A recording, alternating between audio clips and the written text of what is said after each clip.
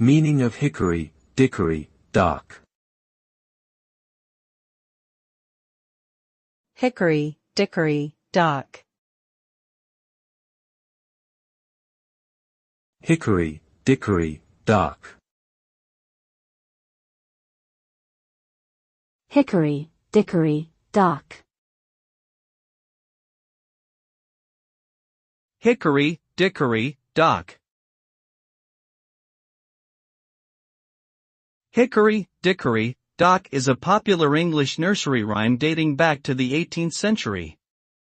The meaning of the rhyme is not entirely clear, but it's believed to be a simple counting song meant to help children learn the concept of time and numbers. The lyrics refer to a mouse that runs up and down a clock and the clock striking the hour. While the words may seem nonsensical, the catchy rhythm and melody have made it a beloved classic that continues to be sung by parents and children all over the world.